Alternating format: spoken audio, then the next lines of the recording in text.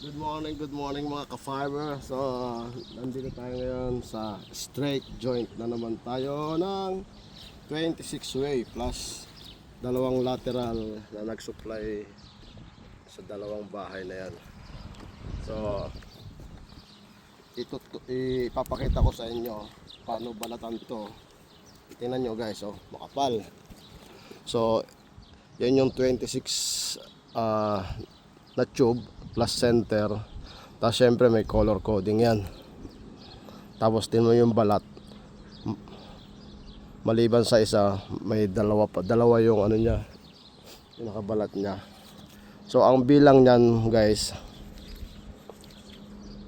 mula sa sa loob, green 1, tapos white 1 hanggang white 8, tapos red 1.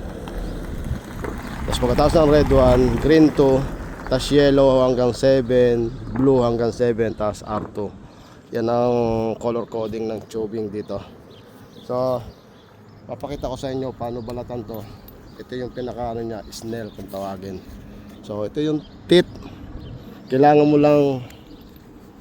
lang maisungkit tsaka iikutin. So, ito guys. So, ito na yung balat, yung isa. Dinala natin. Tapos ito, sinukat na yan. Ano guys, itong teeth kailangan lang yan, ganyan mo lang itusok.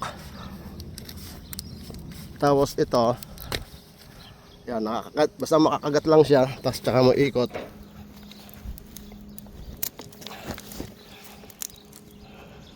Yan, matigas siya guys. Tapos angat mo to, tapos tsaka mo ipihit para dito naman sa kabila. Yan, ganyan mo lang. Pwede namang hatakin mo ganito kung talagang malakas ka. Ayan o, para mabilis. Pag matigas na, yan muli yan.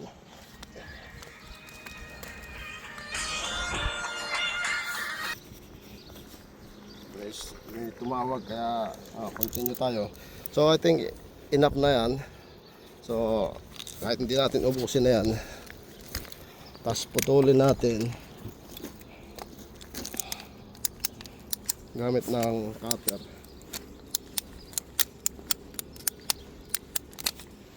Yan. Tapos gamit tayo ng flat screwdriver kasi matigas to. Kung makikita nyo, yan yung binalatan na. Yan, unang layout. Talagang matigas to guys. Laban siya.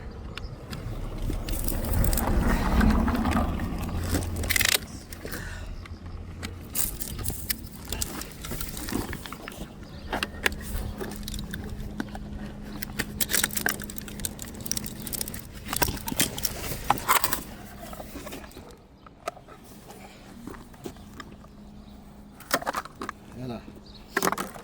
Tapos ito na yung pangalawang internal na balat. Ang ginagawa ko dito, ayan, makikita nyo itong ano, yan yung pinaka blade. Just ikutin mo lang to panggatla. Ay, okay. Guys, oh, gatla na yan. Tapos babalatan nila pamamagitan ng snell. Makikita nyo to guys, may tali siya.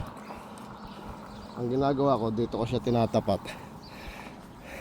Gatlaan ko lang siya para mabilis. Tapos ito tali, ito yung gagawin natin draw pang balat. Kasi medyo manipis na to, kagaya no, hindi kagaya ng una.